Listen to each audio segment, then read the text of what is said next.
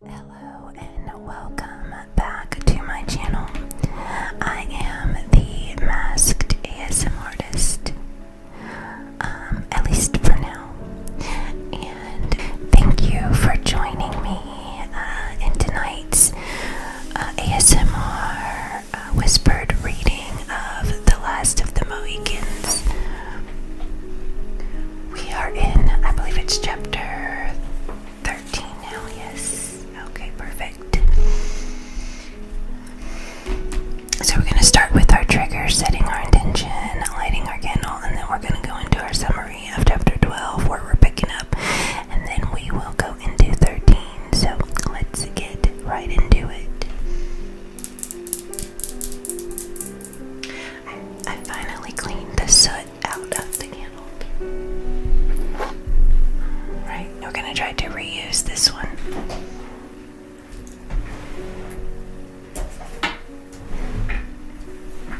Alright.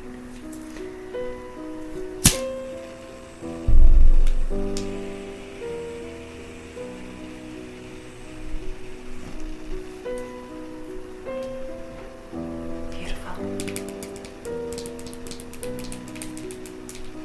Okay, so let's go ahead and put it into our Himalayan sea salt candle holder. There we go, look at that. Oh, shoot. See, that's why. There we go. Okay. I like the light green one better than the dark green one, but this will do for now. Okay, so we're going to set the intention that tonight's reading inspire the greatest and highest good only. Okay, now we're going to put that back right here. Alright, and go ahead and clear the space. We see this a lot, don't we? Alright, here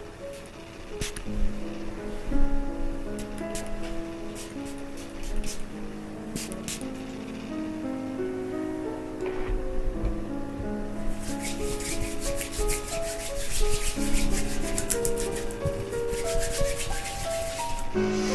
go. Okay, perfect. Some tapping triggers.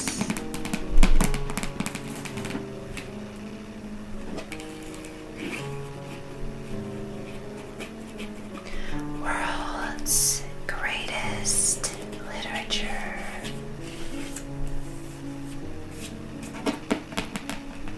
Okay, I like to listen to the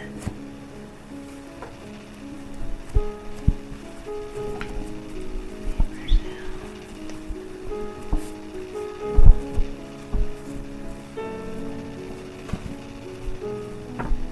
Okay, so we are about, oh yeah, it's threads coming loose right there. Okay. Alright. So, okay. So we are in chapter 13. Okay, so you know Magua has who is the guide who deceived this party originally. They've been caught, right, by the Hurons or the Iroquois. That's gonna be the two Mohicans, David, Gamut, and who is the psalmist, and Hawkeye. I don't think Hawkeye and the two Mohicans were captured, but Gamut, Hayward, and the two girls, right? And they were being led through the woods, and the Iroquois had devised all of these tricks, I guess, to fool everybody from finding them by like having everybody take different paths and having the prisoners wear the same shoes so they couldn't track prints and things like that, right? But they finally, after they had taken that rest, the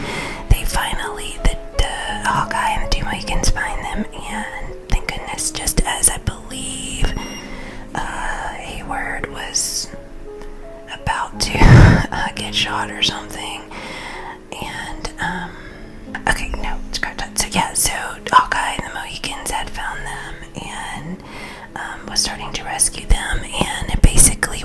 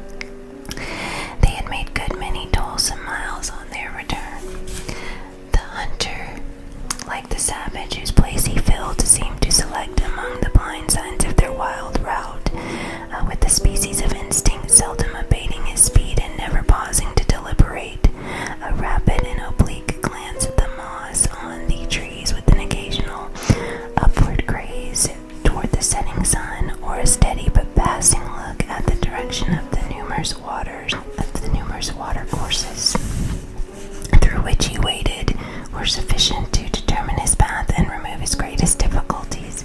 In the meantime, the forest began to change its hues, losing that lively green which had embellished its arches, in the graver light which is the usual precursor of the close of day.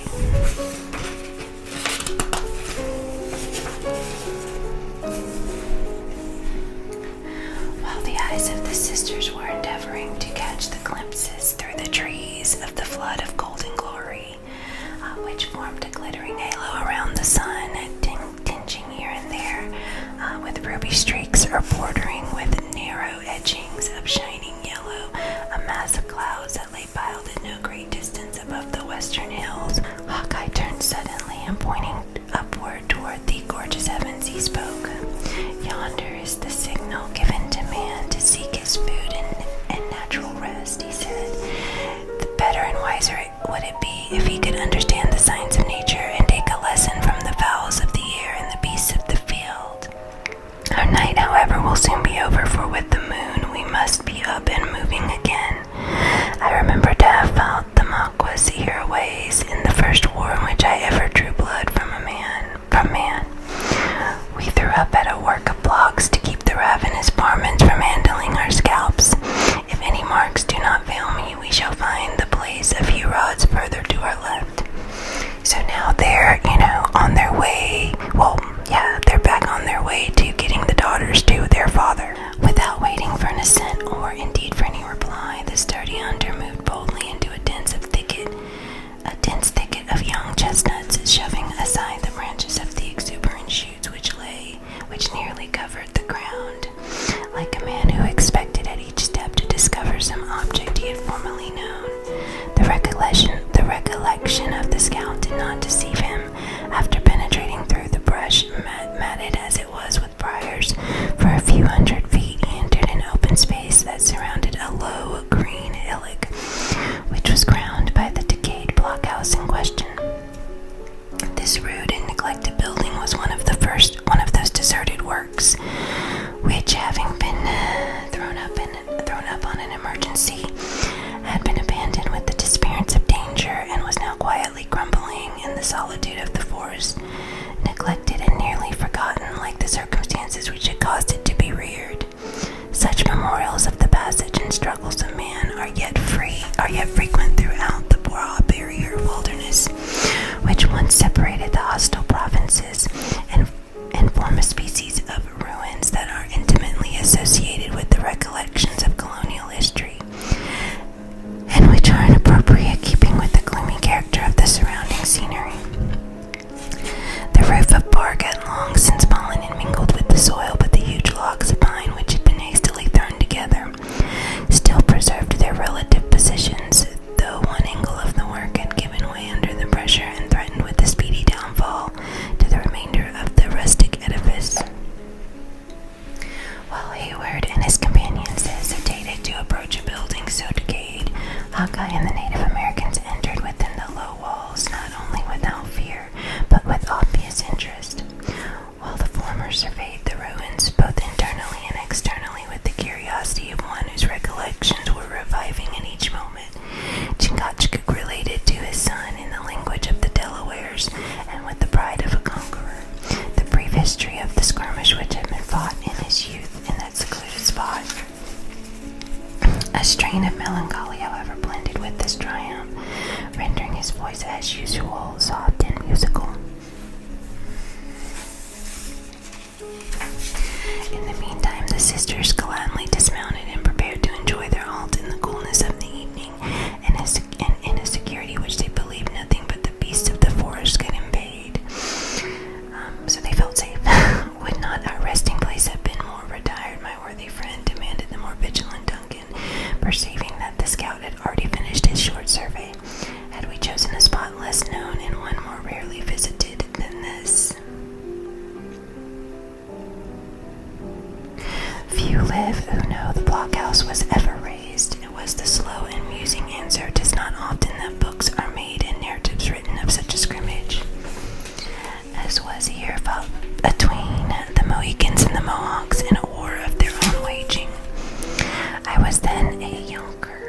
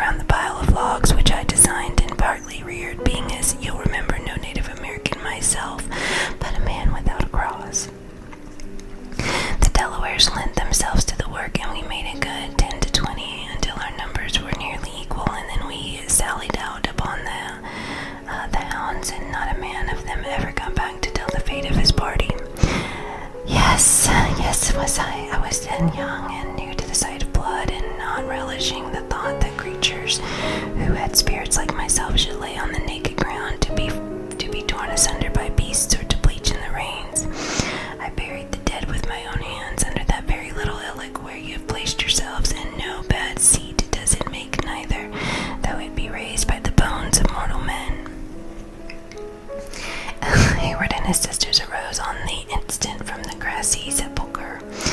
Nor could the two latter, notwithstanding the terrific scenes they had so recently passed through, entirely suppress an emotion of natural horror when they found themselves in such familiar contact with the grave of the dead Mohawks. The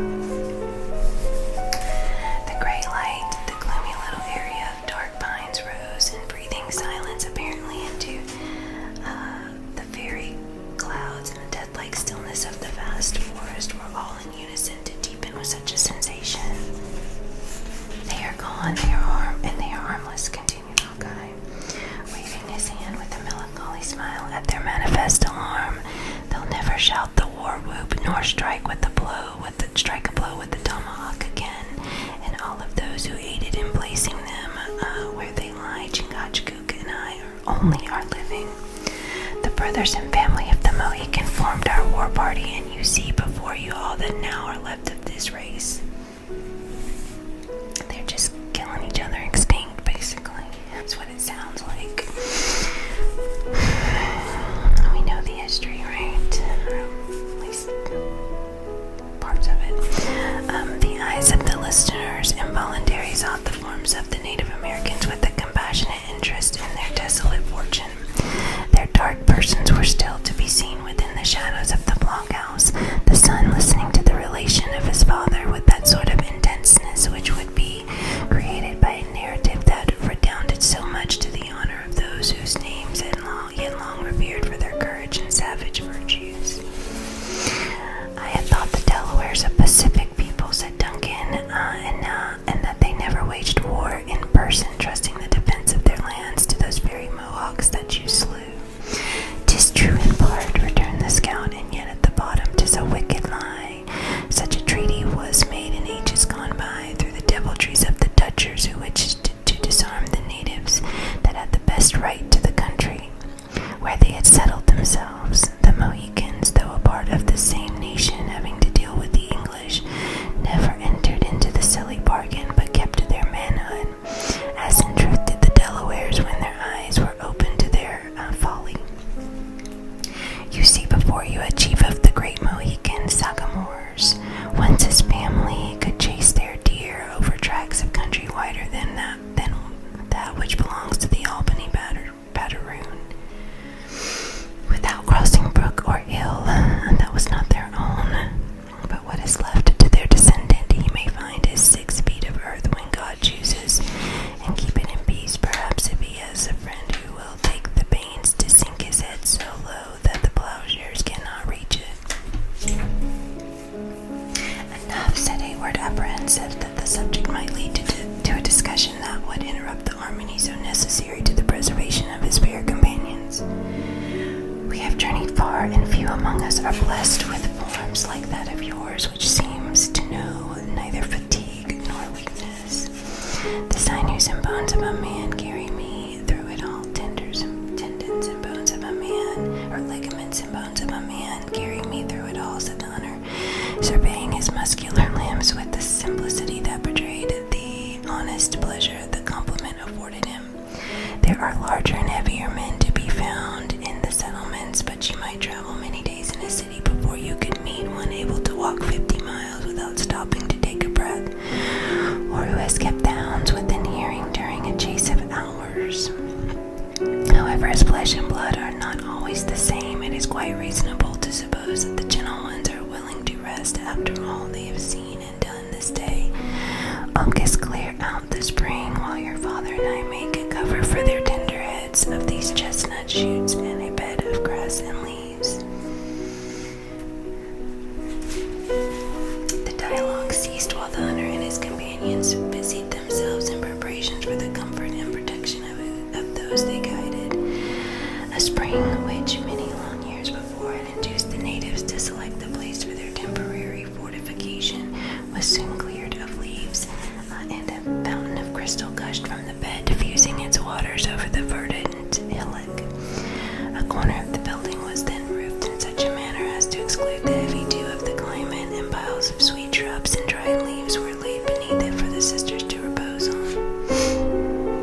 So apparently they came upon this shack somewhere, and they are about to take shelter.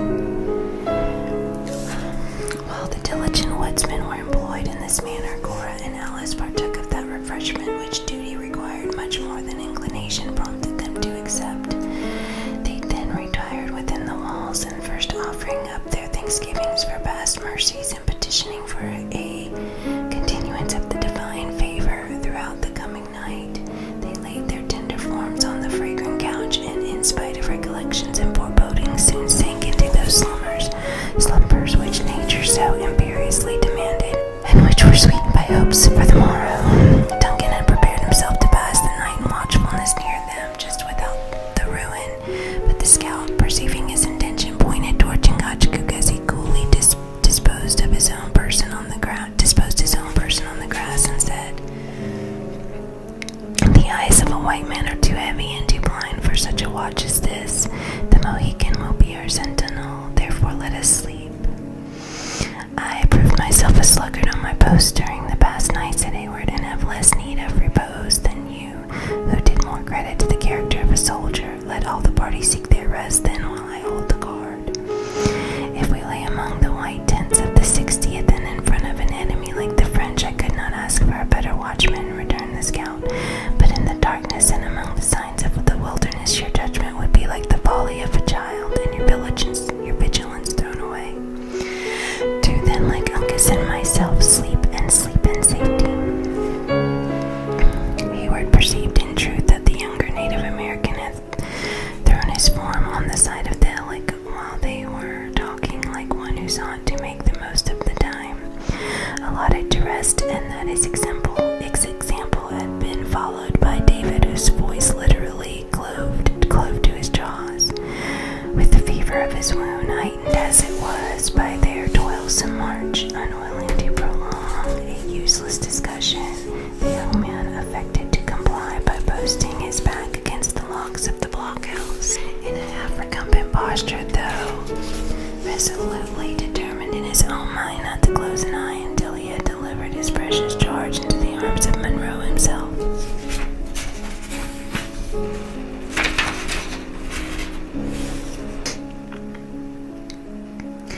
Hawkeye, believing that he had prevailed, soon fell asleep in a silence as deep as the solitude in which they had found it pervaded the retired spot. For many minutes, Duncan succeeded in keeping his senses on the alert and alive to every moaning sound that arose from the forest. His vision became more acute as the shades of evening settled on the place, and even after the stars were glimmering above his head, he was able to distinguish the recumbent forms of his companions as they lay stretched on the grass, and to note the person of Chingachgook, who sat upright and motionless as one of the trees which formed the dark barrier on every side. He still heard the gentle breathing of the sisters who lay within a few feet of him, and not a leaf was ruffled by the passing air, of which his ear did not detect the whispering sound. At length, however, the mournful notes of a whippoorwill became blended with the moanings of an owl. His eyes occasionally sought the bright rays of the stars, and he then fancied he saw them through the fallen lids. At instant's momentary wakefulness, he mistook a bush for his associate sentinel. His head then next sank upon the shoulder, which in its turn sought the support of the ground, and finally his whole person became relaxed and pliant, sank into a deep sleep, dreaming that he was a knight of ancient chivalry holding his midnight vigils before the tent of a recaptured princess, whose favor he did not despair of gaining by such a proof of devotion and watchfulness. How long the tired Duncan lay in his insensible state he never knew himself, but his slumbering visions had been long lost in total forgetfulness. When he was awakened by a light tap on the shoulder. Aroused by the signal, slight as it was, he sprang upon his feet with a confused recollection of the self-imposed duty he had assumed with the commencement of the night. "Who comes?" he demanded, feeling for his sword at the place where it was usually suspended. "Speak, friend or enemy." "Friend," replied the low voice of Chingachgook, pointing upward at the luminary which was shedding its mild light through the opening in the trees directly in their bivouac. I don't know what that means. Friend, replied the low voice of Chingachgook, pointing upward at the luminary which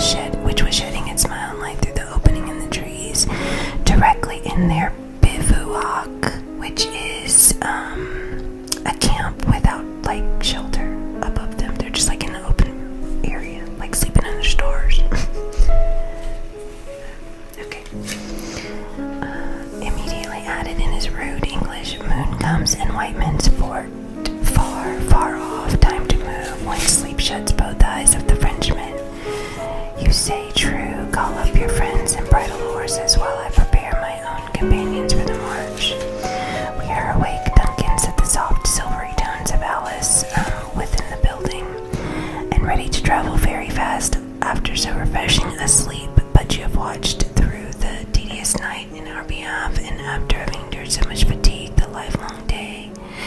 Say rather I would have watched, but my treacherous eyes betrayed me. Twice have I proved myself unfit for the trust I bear.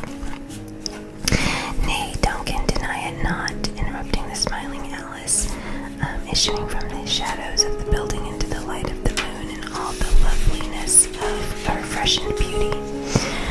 I know you to be a heedless one when self is the object of your care, but too vigilant in favor of others. Can we not tarry here a little longer while you find the rest you need? Cheerfully, most cheerfully, will Cora and I keep the vigils, while you and all these brave men endeavor to snatch a little sleep. If shame could cure me of my drowsiness, I should never close an eye again, said the uneasy youth, gazing at the ingenuous countenance of Alice, where, however, in its sweet solicitude, he read nothing to confirm his half-awakened suspicion. It is but too true that after leading you into danger by my heedlessness, I have not even the merit of guarding your pillows as should become a soldier. No one but Duncan himself should accuse Duncan of such a weakness. Go then and sleep. Believe me, neither of us weak girls, as we are, will betray our watch. The young man was relieved from the awkwardness of making any further protestations of his own demerits by an exclamation from Chingachgook, in the attitude of riveted attention assumed by his son. The Mohicans here, an enemy, whispered Hawkeye, who by this time, in common with the whole party, was awake and stirring. They scent danger in the wind. God forbid, exclaiming out Hayward, surely we have had enough bloodshed. While he spoke over, the younger soldier seized his rifle and, advancing toward the front, prepared to atone for his venial remissness by freely exposing his life in defense of those he attended. "'Tis some creature of the forest prowling around us in quest of food," he said in a whisper as soon as the low and apparently distant sounds which had startled the Mohicans reached his own ears. "Hist," returned the attentive scout. "'Tis man. Even I can now tell his tread, poor as my senses are when compared to a Native American's. That scampering Huron has fallen within one of Montcalm's outlying parties, and they have struck upon our trail. I shouldn't like myself to spill more human blood in this spot," he added, looking around with anxiety in his features as the dim objects by which he was surrounded. "But what must be must. Lead the horses into the blockhouse, Uncas, and friends, do you follow to the same shelter.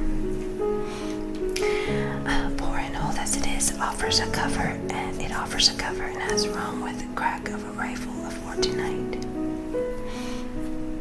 He was instantly obeyed, the Mohicans leading the Narragansetts within the ruin, whither the whole party prepared with the most guarded silence. The sound of approaching footsteps were now too distinctly audible to leave any doubts as to the nature of the interruption. They were soon mingled with voices calling to each other with a Native American dialect, which the hunter in a whisper affirmed to Hayward was the language of the Hurons.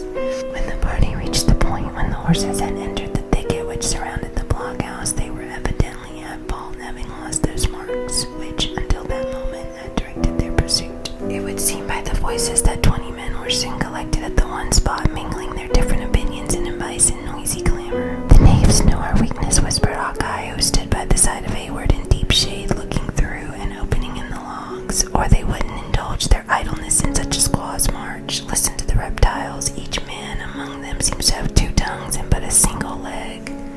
Duncan, brave as he was in the combat, could not in such a moment of painful suspense make any reply to the cool characteristic remark of the scout. He only grasped his rifle more firmly and fastened his eyes upon the narrow opening through which he gazed upon the moonlight with increasing anxiety.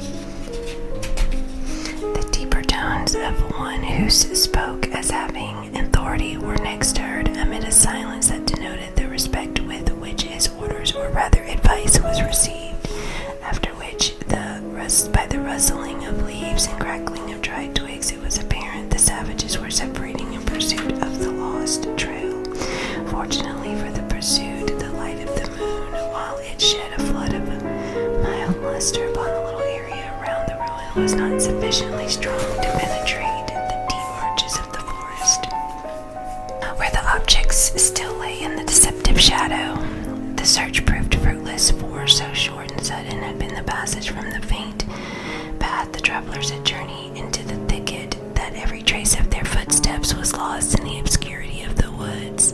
It was not long, however, before the restless savages were heard beating the brush and gradually approaching the inner edge of the dense border of young chestnuts which encircled the little area. "They're coming," muttered Hayward, endeavoring to thrust his rifle through the chink in the logs. "Let us fire on their approach." "Keep everything in the shade," returned the scout. "The snapping of a flint or even the smell of a single kernel of the brimstone would bring the hungry varlets upon us in a body. Should it please God, then we must give battle for the scalps. Trust to the experience of men who know the ways of the savages and who are not often backward when the war is held." Duncan cast his eyes behind him and saw that the trembling sisters were cowering in the far corner of the building, while the Mohicans stood in the shadow like two upright posts, ready and apparently willing to strike when the blow should be needed. Curbing his impatience, he again looked out upon the area and awaited the result in silence. At that instant, the thicket opened and a tall, armed Huron advanced a few paces into the open space. As he gazed upon the silent blockhouse, the moon fell upon his swarthy countenance and betrayed its surprise and curiosity. He made the exclamation which usually accompanies the former emotion in a Native American, and calling in a low voice, soon drew a companion to his side. These children of the woods stood together for several moments, pointing at the crumbling edifice and conversing in the unintelligible language of their tribe. They then approached, though with slow and cautious steps, pausing every instant to look at the building like startled deer whose curiously struggled powerfully with their awakened apprehensions for the mystery. The foot of one of them suddenly rested on the mound, and he stopped to examine its nature. At this moment, Hayward observed that the scout loosened his knife in the sheath and lowered the muzzle of his rifle. Imitating these movements, the young man prepared himself for the struggle which now seemed inevitable. The savages were so near that the least motion in one of the horses, or even a breath louder than common, would have betrayed the fugitives. But in discovering the character of the mound, the attention of the Huron's beard directed to a different object. They spoke together, and the sounds of their voices were low and solemn, as if influenced by a reverence that was deeply blended with awe. Then they drew warily back, keeping their eyes riveted on the ruin, as if they expected to see the apparitions of the dead issue from its silent walls, until, having reached the boundary of the area, they moved slowly into the thicket and disappeared. Hawkeye dropped the breech of his rifle to the earth, and drawing a long, free breath, exclaimed in an audible whisper, "Hey, they respect the dead, and it has this time saved their own lives, and it may be the lives of better men too." Hayward lent his attention for a single moment to his companion, but without replying, he then again turned towards those who had just then interested him more. He heard the two Hurons leave the bushes, and it was soon plain that all the pursuers were gathered about them in deep attention to their report. After a few minutes of earnest and solemn dialogue, altogether different from the noisy clamor in which they had first collected about the spot, the sounds grew fainter and more distant, and finally were lost in the depths of the forest. Hawkeye waited until a signal from the listening Chingachgook assured him that every sound from the retiring party was completely swallowed by the distance, when he motioned to Hayward to lead forth the horses and to assist the sisters into their saddles. The instant this was done, they issued through the broken gateway, and stealing out a direction opposite to the one by which they entered, they quitted the spot, the sisters casting furtive glances at the silent grave and crumbling ruin as they left the soft light of the moon to bury themselves in the gloom of the woods.